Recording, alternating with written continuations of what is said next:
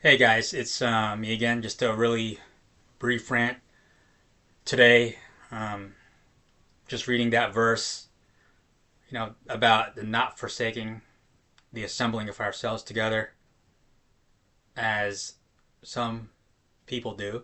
I know I'm butchering that verse, especially as we see the day approaching. We're supposed to be exhorting one another, and guys, the ultimate assembling of ourselves together is not going to the local 501c3 church as Satan's minions have brainwashed us for all generations.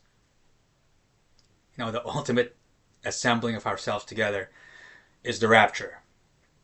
Now, I'm not going to give like a sermon here or try to act like I'm some sort of scholar, but just taking that verse, within the context of itself, seeing that day approaching and assembling of ourselves together, that's the rapture.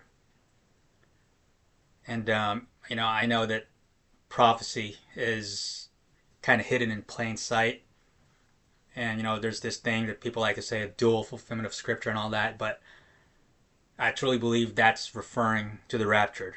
That's one of the applications, anyway. And as we draw closer and closer to that day, we see a lot of people, professing Christians, who are forsaking the assembling of ourselves together. These are the naysayers, the scoffers, those who laugh at us for looking at specific dates or high watch dates. They're forsaking the assembling of ourselves together. That's what they are doing. Now, I know that a lot of people are looking at the Feast of Trumpets this year, which is about a couple of weeks away from the time of this video, give or take a couple of days. And a lot of people are excited, myself included, and I'm still waiting for my personal confirmation direct from the Lord, as we all should be. We should definitely go ask the Lord directly for that confirmation and not rely on each other's revelations. But yeah, do not forsake the assembling of ourselves together, especially if you profess to be a believer. You're just depriving yourself of the crowns that await those of us who are eagerly looking for his appearing. And I still don't get it, guys. What's the point of opposing, mocking those of us who are looking forward to the rapture and are hoping that it would be this Feast of Trumpets? What do you get out of it if you're a professing Christian? You just like to mock? Or do you hate Jesus' appearing?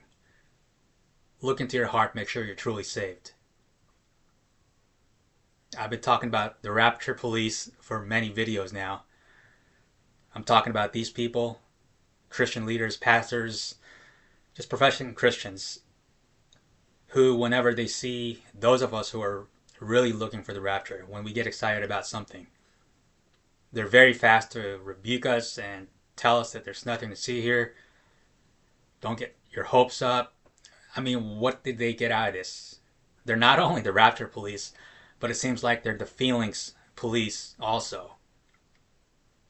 Are they afraid that we're going to get our feelings hurt if the rapture doesn't happen? Is that their job? Who assigned them to be the feelings police, right? But the reality is, people who mock, people who tell us to not get excited, the real issue is that they don't want the rapture to happen.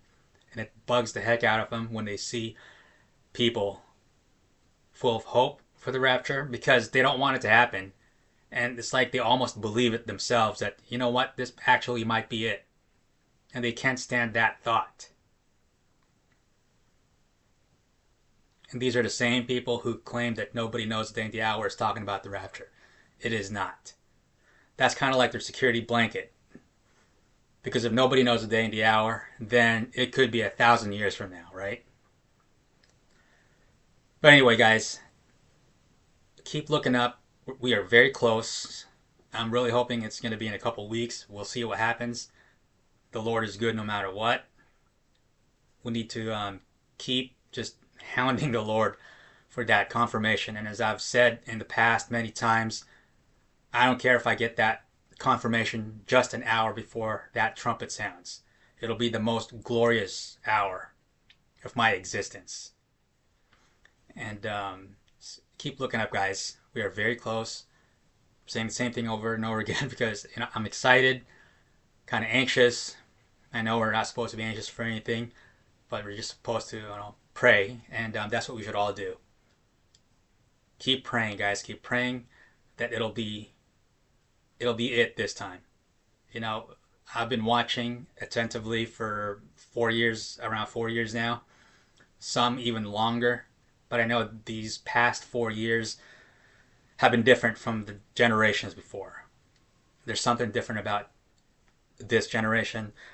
There's a lot of coincidences that are happening this year that to me can't possibly be just coincidences. This could very well be it, but we will see. And oh yeah, one last thing. I really can't stand it when people say, oh, our hope is not in a date. It's in Jesus. Well, duh, but still, we have to put some sort of hope on a specific date that the Lord may have put in our hearts. It's not the same thing as having faith in Jesus for our salvation and everything else.